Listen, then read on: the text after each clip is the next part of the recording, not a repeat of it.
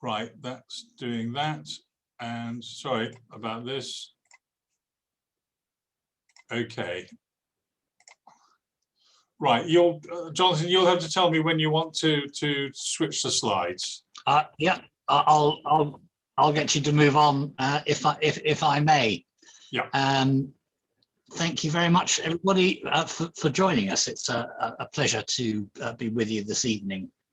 And as Jamie said, I'm going to talk to you about the IED, but I'll also include quite a bit of context, if you'll bear with me, about the sort of people who use them and the campaigns in which they're used. So a bit about insurgency and counterinsurgency and what that means to the people involved. My last bit of active service in my military career was in Afghanistan, and in the final years of that campaign, I think there was hardly a day that we didn't hear of the death or maiming of some of our very best young men and women by what the media termed roadside bombs, in military terms, improvised explosive devices, or IEDs. It was Afghanistan that brought this phenomenon into a wide popular awareness, but it was but it was not new. If we go on 2 slides, please, Jamie.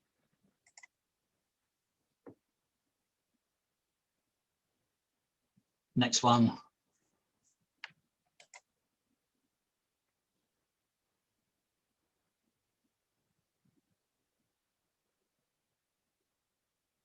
Yeah, no, back one.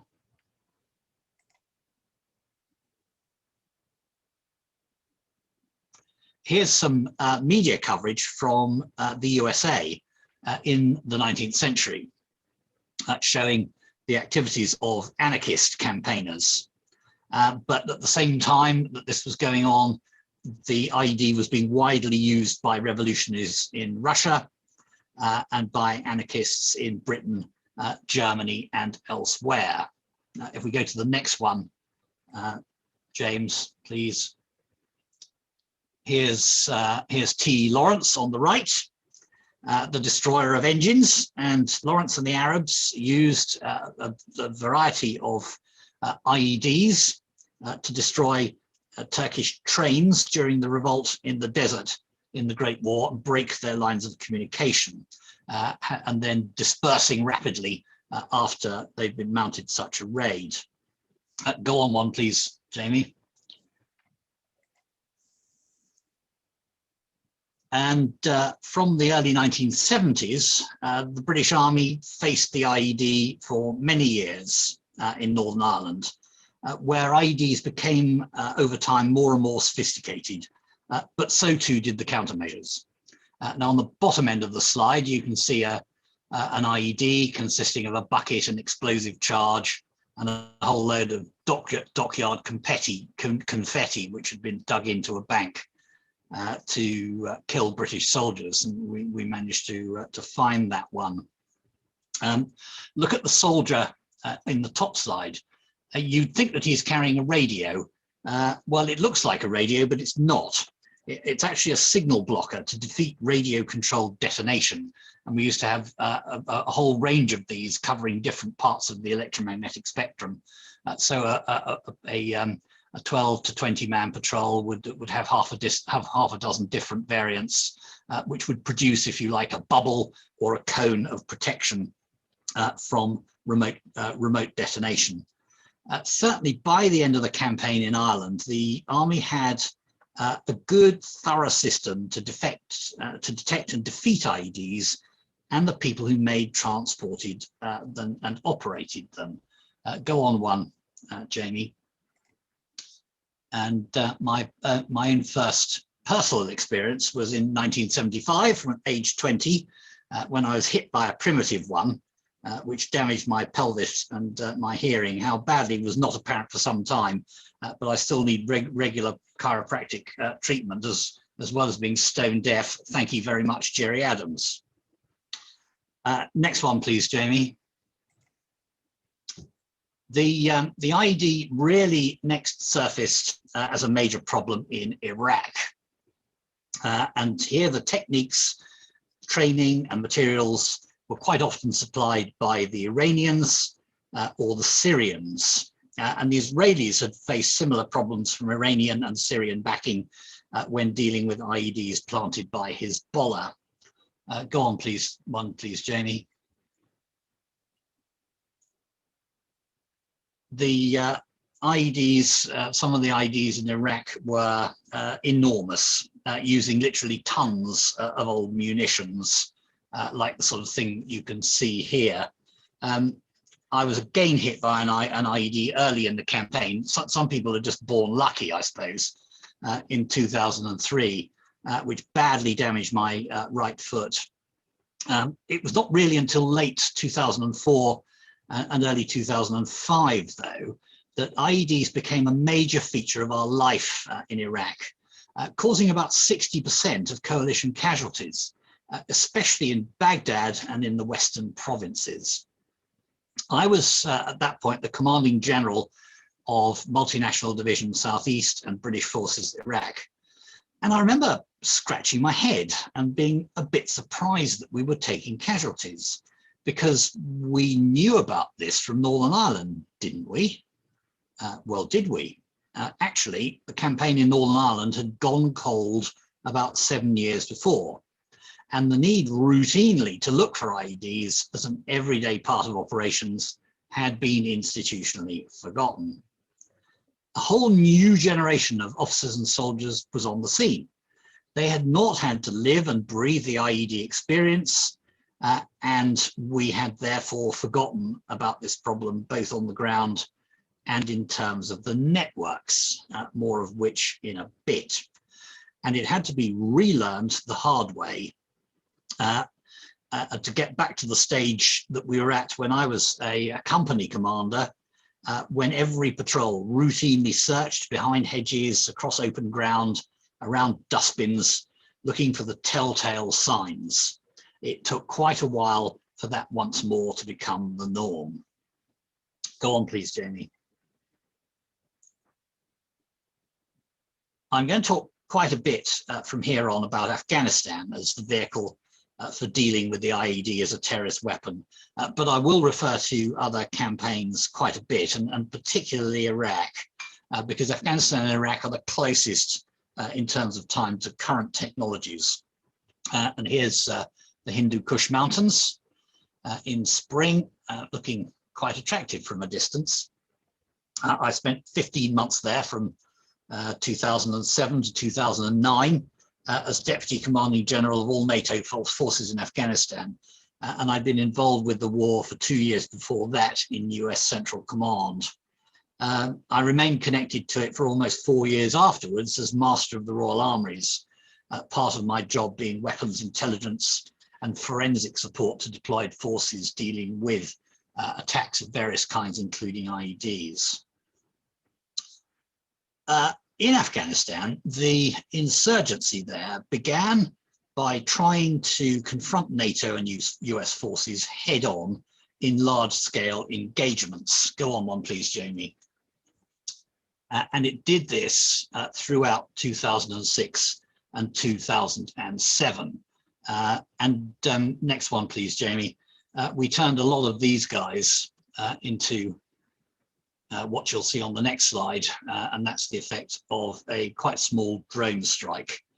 The effect was on them was their losses were enormous. Go on, please. Go on one, please, Jamie.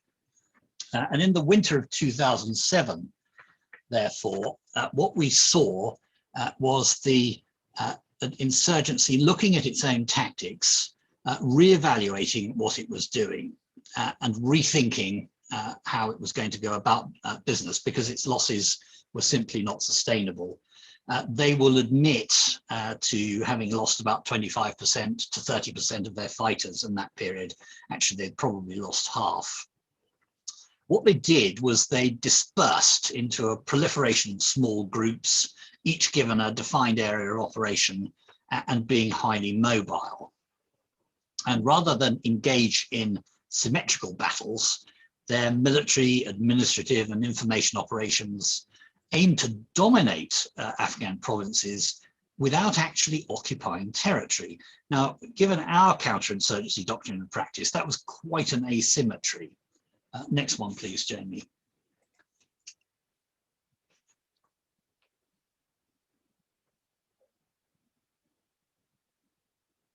Yeah, they tried, for example, to increase their presence on the roads, and you can see a Taliban illegal checkpoint on the top left. We had moved away from protecting roads, trying to take the fight to the Taliban in rural districts. And as we did that, they saw an opportunity and came back to the highways, mounting checkpoints, murdering officials, extorting tolls, controlling the drug smuggling where it suited them, destroying the physical infrastructure of roads, culverts, bridges, bus stations, and police posts. Every person stopped at an insurgent checkpoint or witnessing a blast told 10 others of their experiences, and fear spread rapidly by word of mouth, so that the basis of the insurgents' hold over the rural provinces was a sense that they could appear anywhere at any time while the government and its forces seemed absent.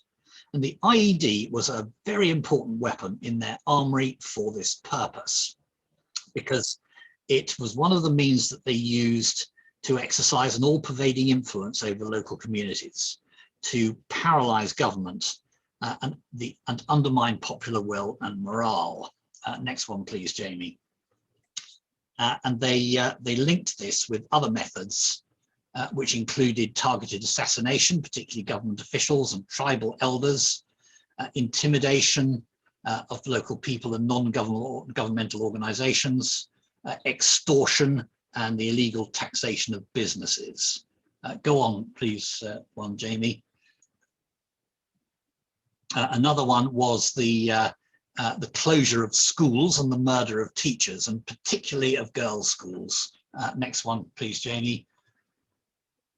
And targeted murder of minorities and women.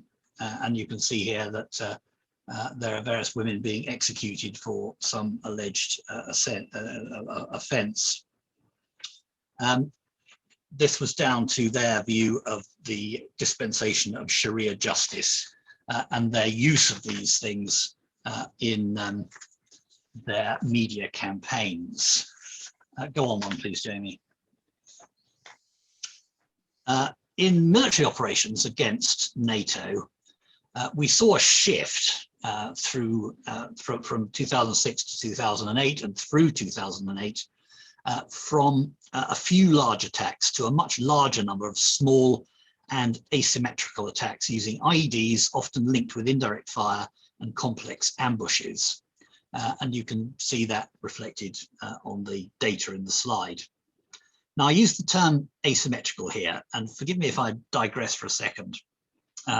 We must understand that all warfare is asymmetrical, because one side will try to find and exploit an opponent's weaknesses. And it's especially the case in any conflict in which a smaller or weaker combatant confronts a larger, more powerful and more technologically advanced opponent. From David and Goliath through the Spartans and Persians at Thermopylae to Georgia against the Russians, you can see this. And it's very apparent in insurgencies.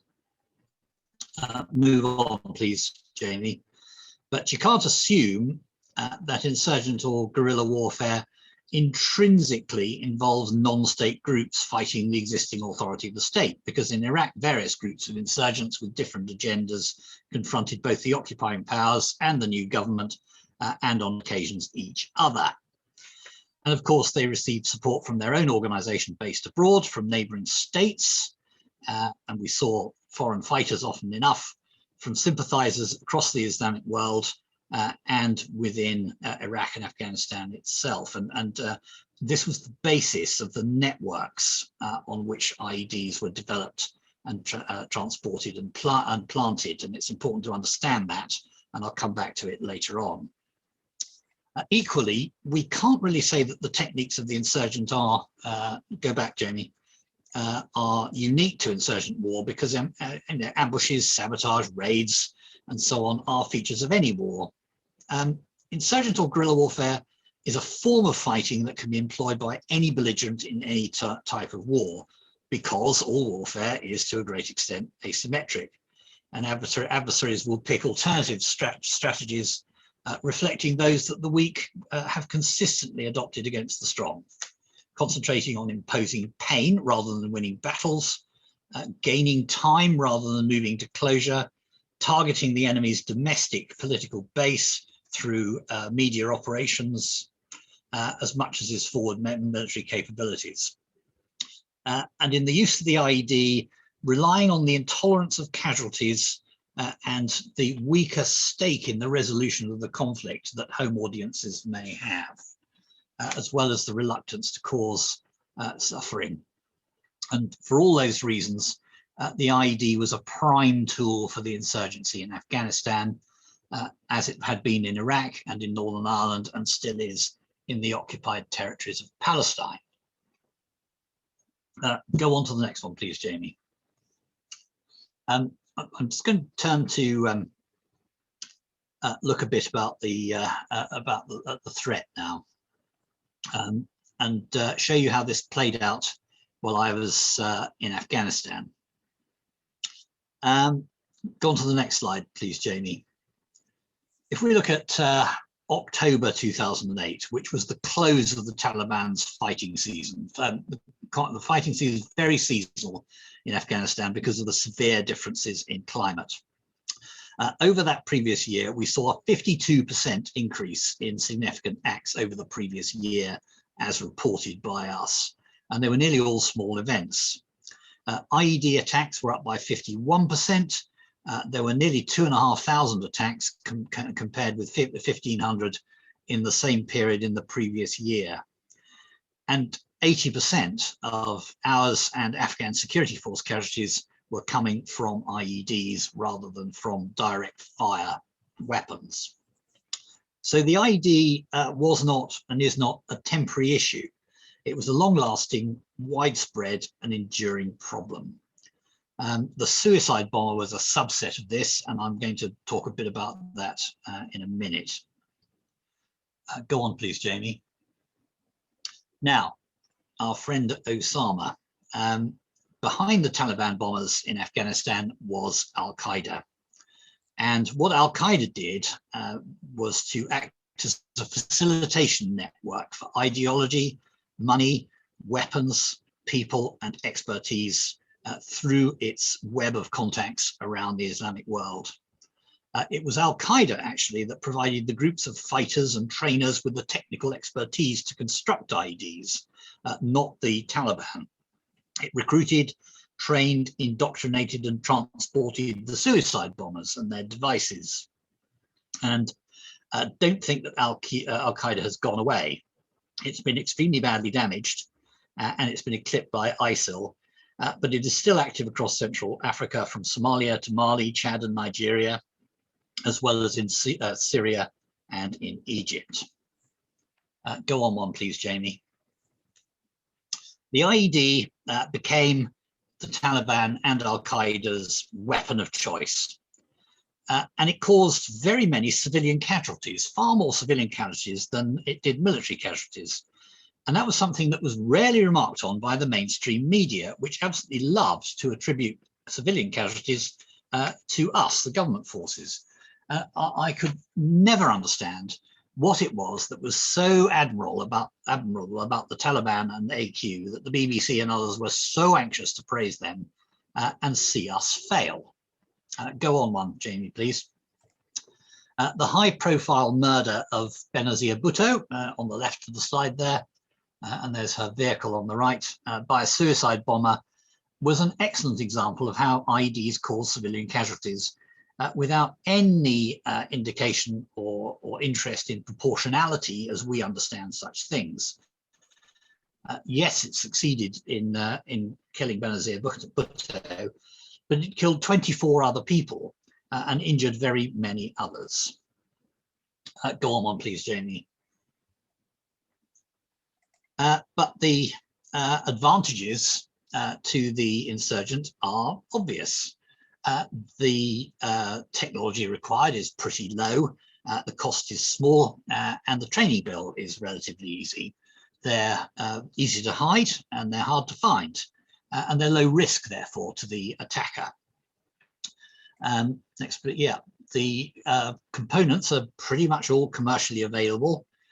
Commercial explosive can be bought or stolen from quarries and construction companies. Homemade explosive can be made from nitrate fertilizer and fuel oil, which was a favorite trick of the IRA.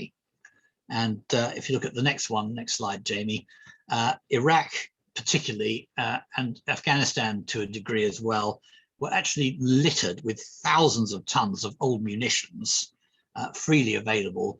And our engineers and bomb disposal people spent years clearing this stuff up and destroying it to prevent it just being used as a mine for IED bombers to attack us. Go on, another one, please, Jamie. So how these things set off, we saw a variety of methods of initiation, and here are the main ones. And a range of remote initiation devices can be used: simple mobile phones, radios, even the thing that you use to open your electronically operated garage door can be used to set one off. To go on one, Jamie, I'll show you a few of these types of device. Here's an electric timer, can be either clockwork or electronically programmed, and a simple magnet used to attach the explosive, often to the underside of a car. Go on another one, Jamie. The command wire, usually dug in and used to transmit the initiation signal electronically. We then have, go on one, Jamie. We then have victim operated triggers. Here is a grenade, as you can see, which has a tripwire, which would usually be fishing line or something like that, which is almost completely invisible, and the grenade would be dug into a bank with a thin covering of soil over it. Go on another one, Jamie. And here's a pressure pad. This one's been set off by unintentionally by a cow, but you go over that, and boom, and that's how I lost my right foot. We also have various remote initiation devices, infrared beams, which I can't show you on the slide naturally, radio, mobile phones, and so on. Now, all of those devices, they're not chronological. They all exist at the same time in the battle space, and that's because they're all liable to countermeasures.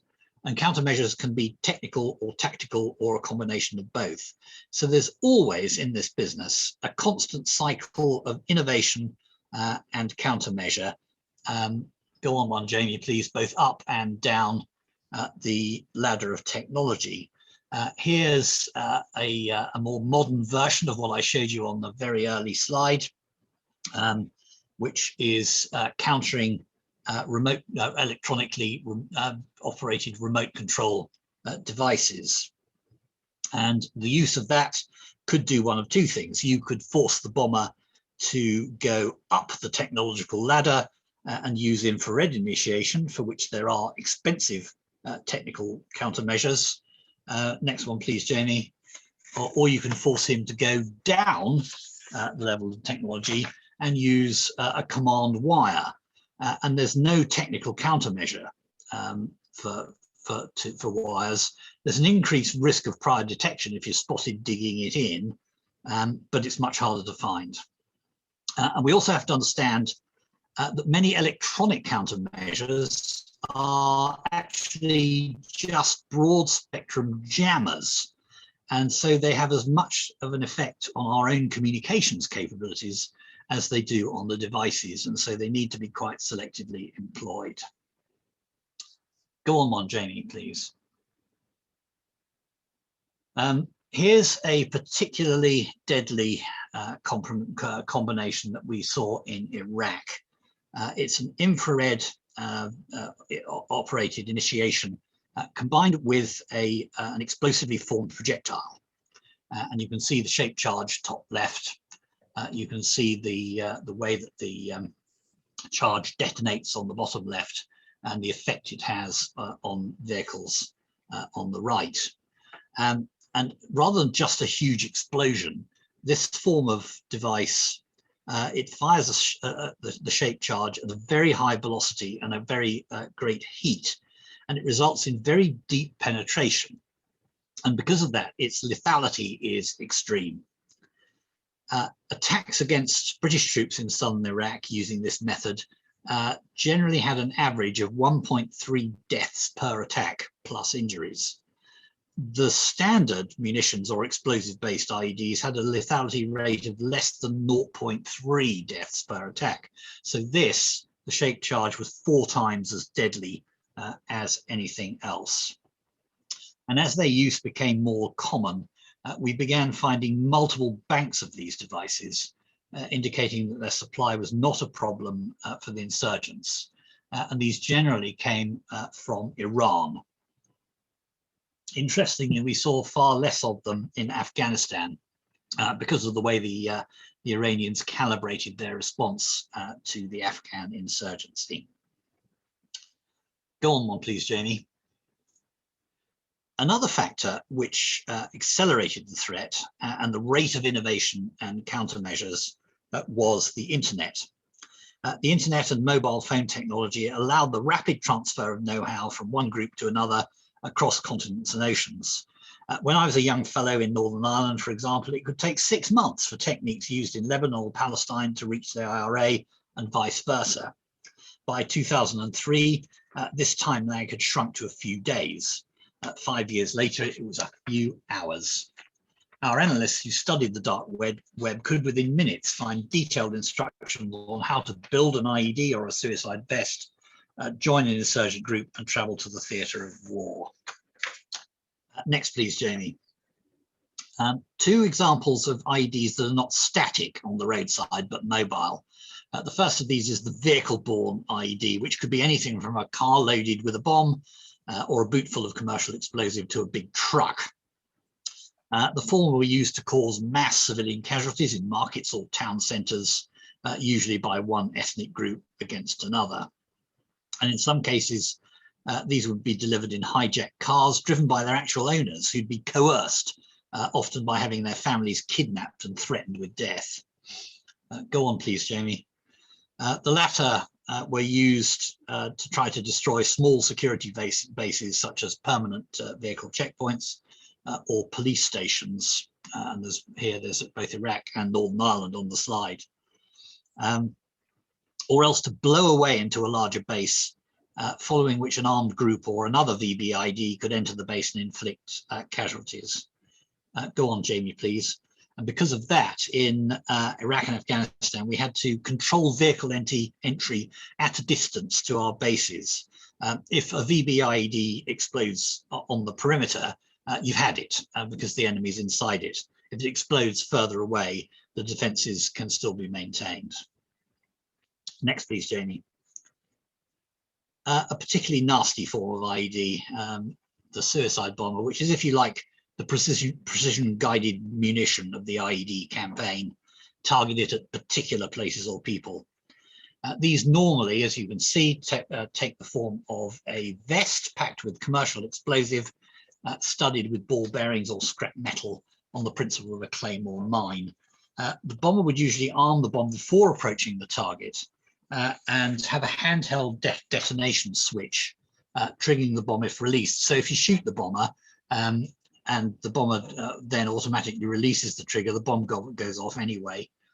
And these bombers were often women or young children, brainwashed by the extremists and rewarded with large financial gifts to their families, plus, of course, the assurance of going straight to paradise. The devices were often devastating, not least to the bomber, and the only evidence we usually found of him or her would be a pair of shoes and a head. The head would shoot vertically upwards and then fall to earth. Go on one, Jamie, please. Yeah, I've talked about the context and the types of device, but we must understand the IED is a product of a system or network. It's the sharp end, the tip of the iceberg, the bit that goes bang, and there's a lot that goes behind it. The ideological leadership, motivation, finance, command, the technical guys developing and disseminating the technology and looking at the countermeasures. Next, please, the production team who assemble the various devices. Then there's the transportation team who take components and complete devices. And then just as we have a training organization, so do they. And next, just as we have an intelligence and targeting and scouting organization, so do we, so do they. Then you've got the protection and security team that look after the bombers and actually also will clean up after the attack and take away things that can be used forensically. And then finally, the tip of the spear, the device and the bomber who emplaces and activates it. Go on one, please. I think our problem was for a long time in Iraq and Afghanistan that we had forgotten what we'd learned in Northern Ireland. We focused on defeating the device and killing bombers. We had forgotten that this was about the network. We had to develop a network to defeat the network. We had to develop a true anti-IED capability. And the Americans eventually twigged to that. Go on one, Jamie.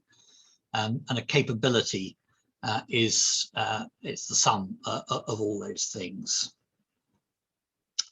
And it also has to be developed multinationally because IEDs don't respect nationality. Move on one, please, Jamie. I tried to develop a methodology as Commanding General in Iraq and DCG in Afghanistan to build up a network to destroy the network. And next one, Jamie, please. And we organized this on 4 lines of operation, destroying the system, defeating the device, enabling our partners, and then deconfliction, which is the 4th one.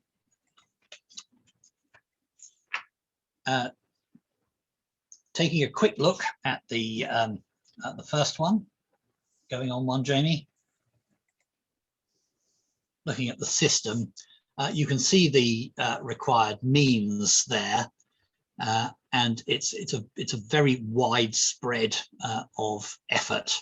And what it's aimed at is that there's no sanctuary, nationally or internationally, for those who developed, trained, transmitted, or took part in IED technology and effects. I've picked to just highlight the legal framework on the second to last bullet there. In Northern Ireland, the law was changed in order to give us the initiative. We had to follow that same logic in Afghanistan, in spite of the pressure from human rights organizations, or lose the fight. And much of the business of MI6 or the CIA was in forensic investigation and in the interrogation of prisoners. If we go on one, Jamie. Defeating the device, again, you can see that a lot of the required means there translate over from the first one. But what we were aiming to do here was to see that our own forces could operate with freedom of movement, that we were fully prepared for the threat, and we could dislocate, disrupt, or defeat attacks, and also that the civilian population could go about their business. And this was very much the business of the land force commander in the theatre of operations. It was also very important here on the 3rd bullet from the top to have a lessons learned process, so that we did not institutionally forget what we knew. A lesson is learned when it results in a change in doctrine, practice, or equipment, and until that happens, it's only identified. A lot of this business of defeating the device depends on having the right density of forces in the theatre. And our historical knowledge tells us that you need one member of the security forces to 50 people in the affected areas. And we never got near that until the surge in Iraq and the last part of the campaign in Afghanistan. And unless you do that, you can never deny the IED bomber freedom of operations. An under-resourced military is the insurgents' biggest ally. If we go on one, Jamie. Yeah, here we're looking at enabling partners, both allies, the local indigenous forces, and indeed to a certain extent civilian agencies. And this was important because we were not going to be there forever and the locals had to take charge. But you have to take risks with passing on technology because it may well leak. And the proactive media and info campaign is very important in getting people to understand in the theatre of operations that it's civilians who are most at risk from this, not the military. And the final line of operation, number 4, is the business of deconfliction, which is a technical effect with very heavy classification issues. Can we go on to the last one? Yeah.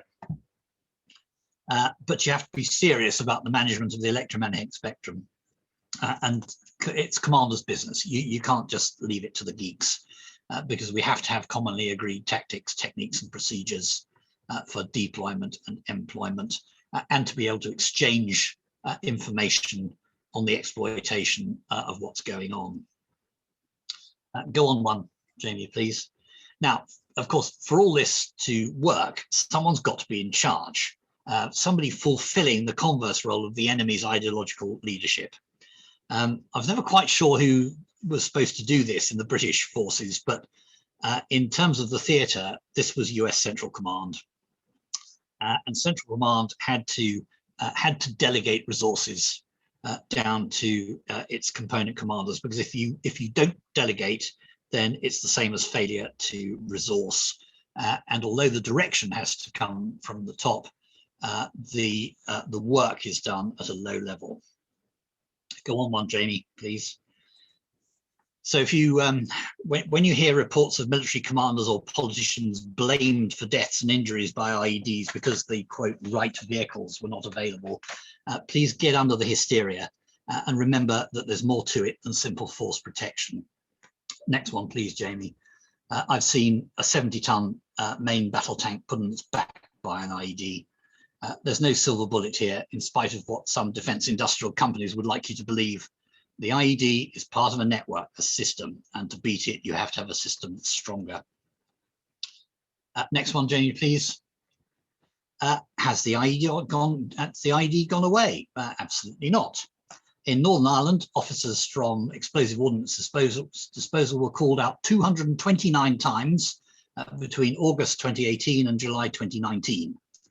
MI5 continues to categorize the threat from Northern Ireland related terrorism as severe. And this period included a couple of really quite high profile bombings in Derry and Belfast. And also, if we go on one, Jamie, it continues in Israel, where, and as in August 2020, the Israeli Defense Forces killed 4 Palestinians planting IEDs along the border with Lebanon. Next one, please, Jamie. Around the world, with the sole exception of 2017, IEDs have been responsible for more civilian deaths than any other explosive weapon type in each and every year of the last decade. And you can see the figures there that speak to themselves. It rather puts COVID into a perspective. 171,730 people recorded as being hurt by IEDs.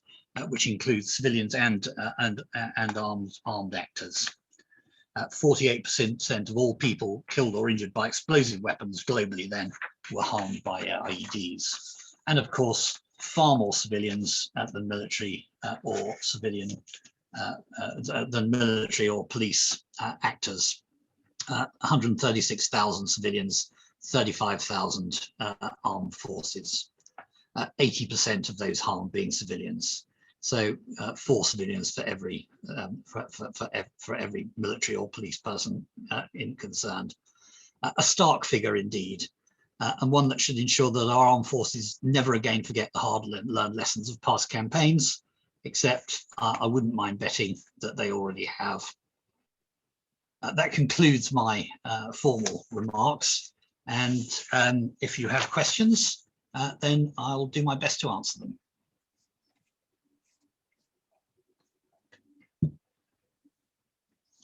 You'll have to unmute yourself if you want to. No. And I think I was pretty much on the.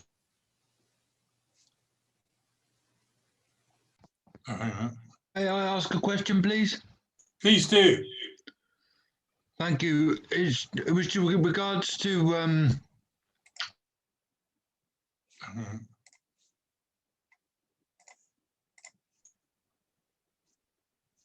You'll need to unmute yourself. You have to unmute yourself, Miles. Sorry.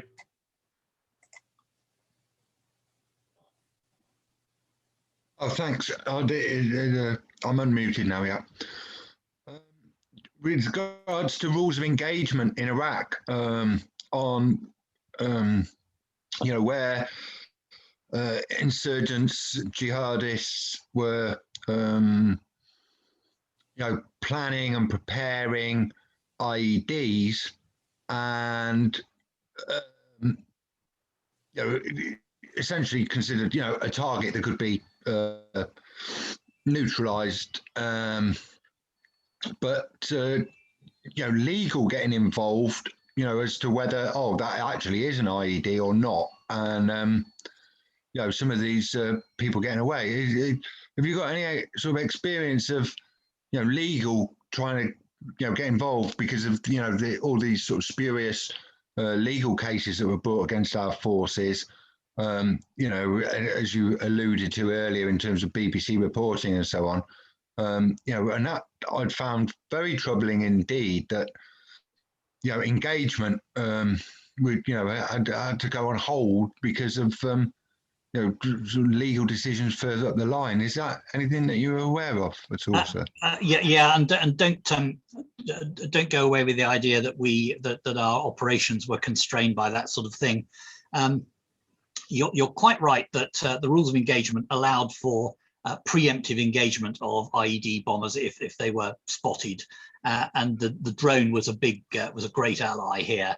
We had very few drones in Iraq, actually, which was part of the reason where we took so many casualties. We had a lot more in Afghanistan, and we relied very much on American special forces. But ROE were changed and modified all the time, and we were quite able to attack these people preemptively on the basis that an attack was imminent. The business of the harassment of veterans, which is something that I continue to be engaged in, was quite otherwise. It was that wretch Phil Shiner, who, he was at it whilst I was out there, and I was telling people back in UK, you've got to stop this. But all I could get from MOD was, oh well, the law must take its course. Actually, no, this guy was up to no good. He was bribing Iraqis to say that they'd been mistreated, on the basis that actually a few had indeed been mistreated, and that was fixed. Where he came to grief was that the average Iraqi is a very honest and God-fearing fellow, and when put on the stand in a court and said, "Do you promise to tell the truth, etc., and then were you mistreated?" They would then say, "Well, no, we weren't," and it rapidly became apparent what Shiner was up to, and he's been disbarred, and I very much hope he'll end his days in the land of stripy sunlight. Thank you very much for clarifying. One thing, Jonathan, which dismays me is that throughout history, the British Army seems not to have passed on the lessons of past wars to future wars. Is there any process now in the British Army that this is more streamlined? For instance, you talked a couple of times about the lessons learned in Northern Ireland not being carried forward to Iraq and Afghanistan. What are the British Army doing about that? This is this is not just a problem with the British Army. It's an institutional problem with every army. That this notion of institutional memory is completely wrong. Institutions forget. They're almost programmed to forget. They capture information and they print it in large books or digital documents, which then sit on the shelf. And we disband the training organizations responsible for conducting pre-training into these theatres. And then when they're reformed, they don't do what they should do, which is go back to the operational reports of the last theatre and study them hard. They start everything from, they seem to think that they can start everything from scratch. I'm greatly dismayed at the moment with the prevalence of this attitude in the British Army. They've got very, very small very, very quickly, and I suppose as a sort of defensive mechanism. They seem to think they've never been better. They're absolutely bloody wonderful. They don't want to learn anything from any previous experience, because, well, that was back then, and we're looking ahead. Well, I'm sorry, history always repeats itself, and people certainly do. And those who don't learn the lessons of history will be condemned to repeat them. And I think it takes, as in 1940, which repeated many of the errors of 1914, it takes pain to wake people up and make them study what's happened before, and therefore find remedies. Yeah. Thank you. Adrian's asked a question. Are countermeasures always reactive? No, not always. They're often based on operational intelligence, which can be obtained through interrogation or through electronic means, intercept, long-range surveillance, and so on. And I can think of a number of occasions when different countermeasures were introduced ahead of a threat which we expected to emerge, particularly in the electromagnetic spectrum.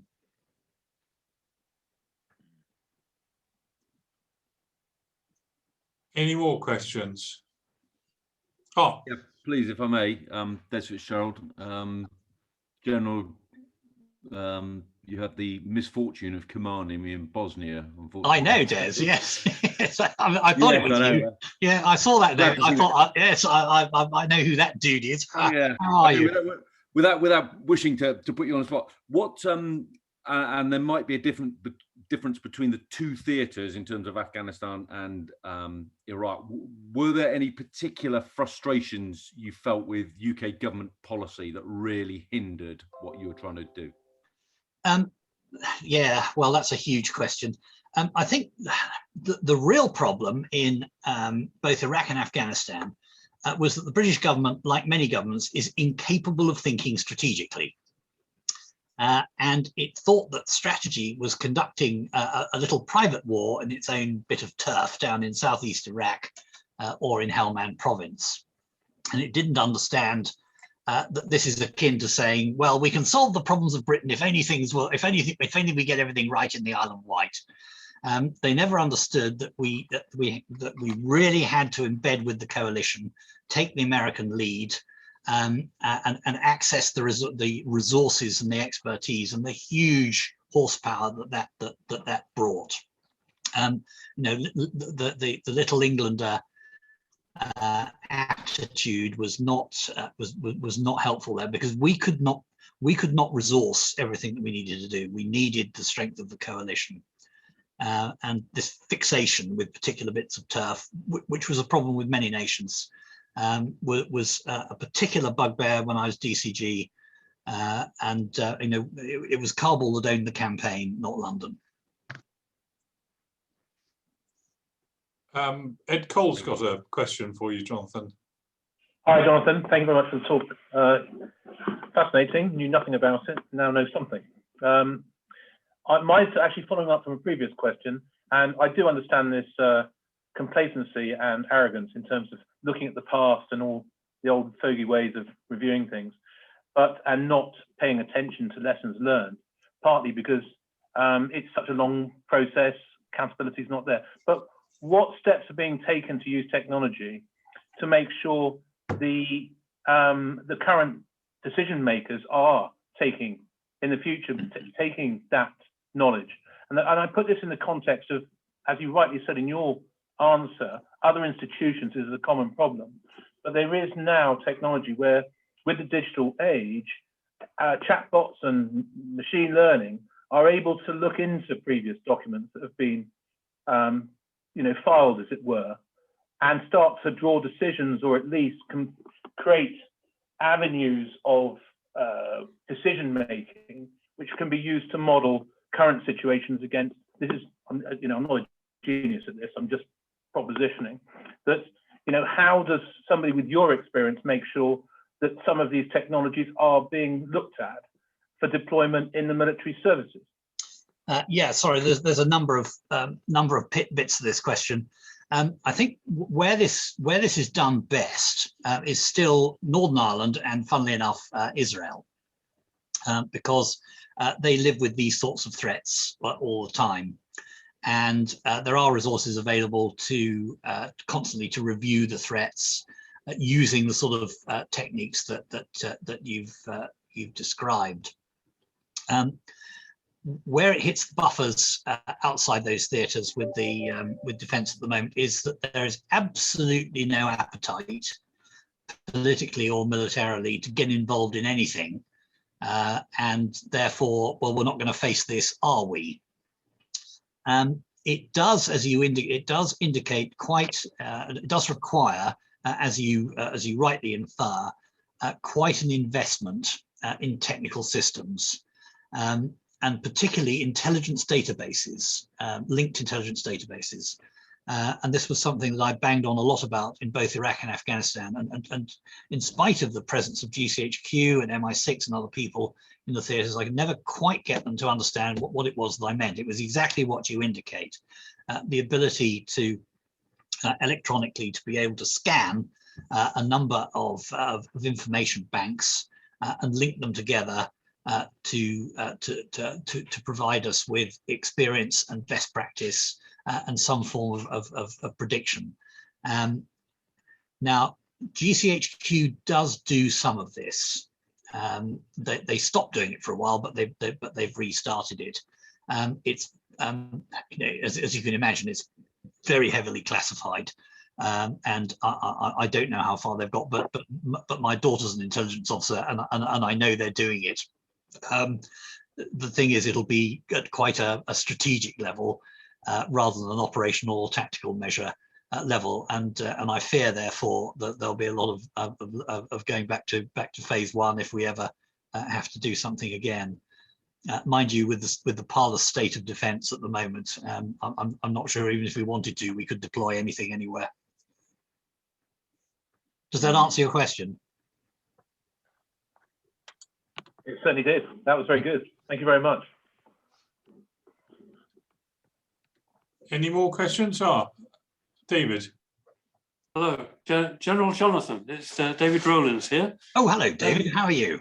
I'm very well, thank you. Very well. Nice to see you. Yeah, you're looking very, very murky. Are you in a sandstorm? Are you in Iraq? Yes, I am. You've spoken about electronic countermeasures and how these obviously try to deter the command system of detonation. And I myself have seen in Iraq and Afghanistan those piles of old shells and things which were just like lying around and sweating in the sun. But nowadays, the terrorists can lay their hands on plastic explosives, which I gather are much more harder to detect by Valen and so on. Can you, no doubt there is research going on how to detect these, and are they making progress in that respect? Your best friend for detecting explosives remains the dog, funnily enough. The search dog, the well-trained search dog, is a huge force multiplier. And when I took command in Iraq, we had about 4 dogs in the whole divisional area. By the time I left, we had about 40. who are trained to do various things.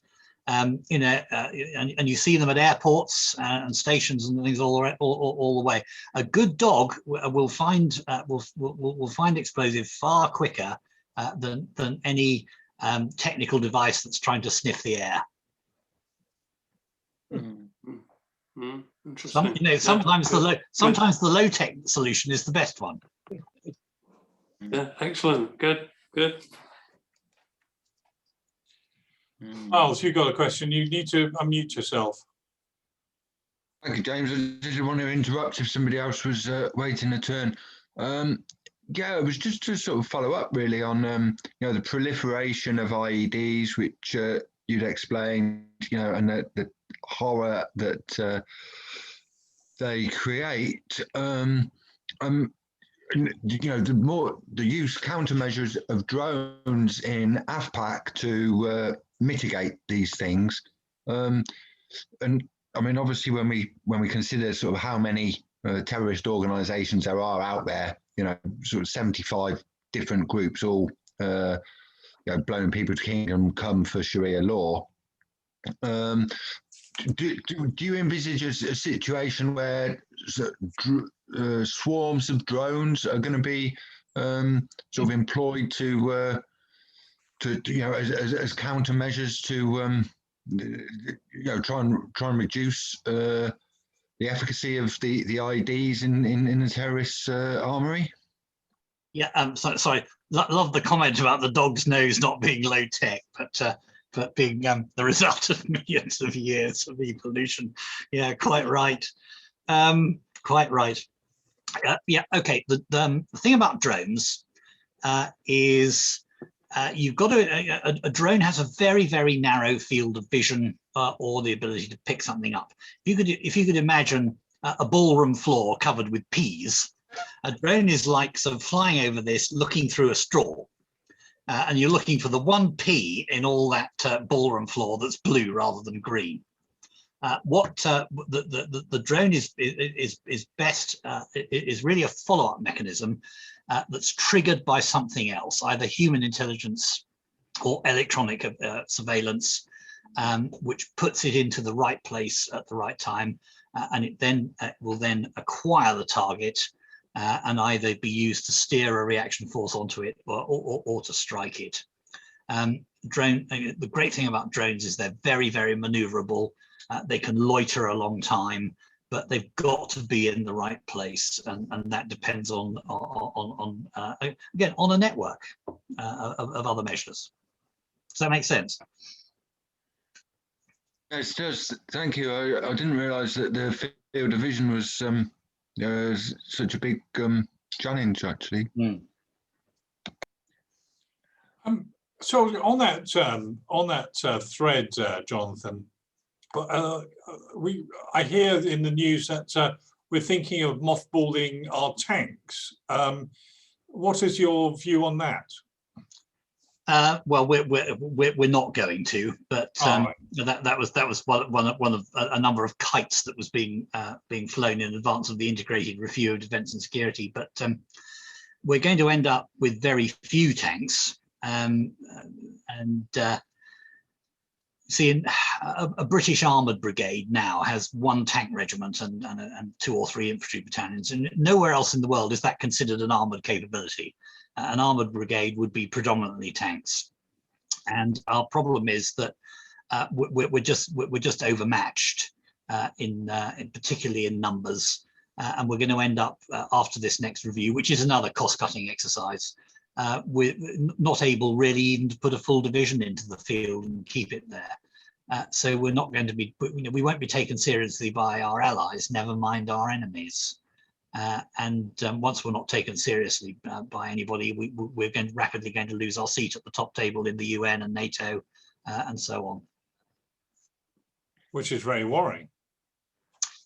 It is, and I don't think the current government or any alternative is really serious about defence at the moment.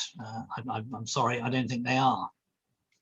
And who do you think at the moment is the biggest threat? Is it people? Is it sort of people like China or Russia, or is it more the terrorist threat?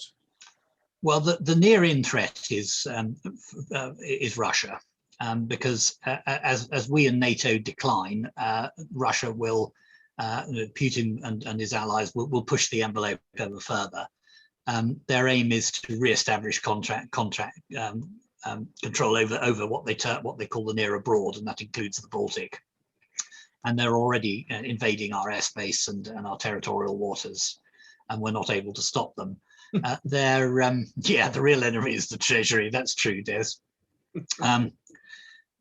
Yes, Irish terrorism, Islamic terrorism certainly remains a threat. Organized criminality remains a threat.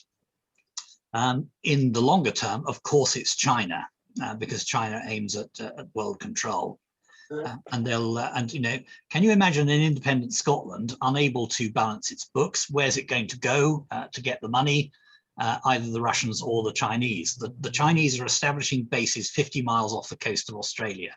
Wouldn't they just love to do the same in Scotland? But nearer home, yes, the Treasury and our own government remain the enemies of the people, I'm afraid. Yeah. Any more questions? Trevor, have you got anything? Not tonight, I'm afraid. It was a fascinating talk. Lots to think about. I've got a question, actually, if I may. General, thank you very much for a fascinating talk.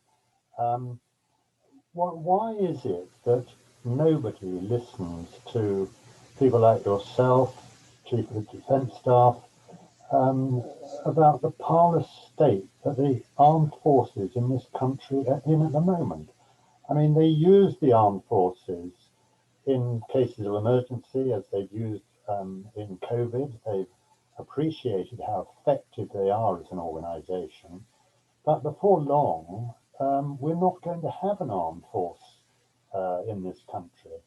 And I just, cannot believe that the Chief of the Defence Staff, I mean, what's he doing? Does he not go and talk to the government and put the case forward? And if he does, he's obviously not doing it strongly enough. Well, I wouldn't trust the current one further than I could throw him. And I'm not too sure about his successor either. There's something about senior officers when they hit that very top level in the MOD, they forget they were ever soldiers, and they become civil servants or politicians or an amalgam of both. I think there's two drivers here. One is the extreme nervousness in the aftermath of Blair's wars to get involved with anything abroad, with all the unpleasant side effects that brings with it. Just not wanting to do it, and two, it's just they don't feel threatened. Nobody feels threatened. They jolly well should, but they don't. And because they don't feel threatened, then the money just reduces. Defence doesn't help itself by not managing its money terribly well and being extremely wasteful, and they are very wasteful, particularly in procurement. And they would help their cause better by managing this thing, by managing resources more cleverly. But yes, I do agree that it should be the prime job of the chiefs of staff to regularly to say to politicians, your first job, as you all keep saying and don't mean, is the defence and security of the realm, and you need to suck it up, and particularly take some hard decisions, because, for example, in my view, the Navy needs to stop mucking around with carrier battle groups and go to a large fleet of small and medium-sized vessels that will look after our fisheries, our oil, and stop illegal migration in the post-Brexit era. The Air Force needs to stop buying airliners to shift people around and concentrate on air defence. The Army needs to stop building more non-deployable brigade and division headquarters and concentrate on having more troops and filling some of its capability gaps, such as artillery, heavy armor, air defense. We've now got one single air defense regiment in the whole army. And you look at the Russians, they've got half a dozen divisions of layered air defense. And that's an example of how we just don't take it seriously. Thank you. What a pity you didn't get to being Chief of the Defence Staff, General. Ooh, ugh, yuck.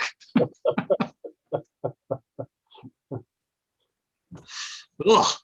No, I know. I never served in the MOD or in Land Force headquarters, and I was supposed to do a couple of times, but 3 times actually. But each time something operational came up, and you know, when you develop a track record of doing operations abroad, and which a lot of people would avoid like mad, you tend to become self-selecting for the next hotspot and piece of unpleasantness that comes along. So I managed to avoid contamination in Whitehall there by that means.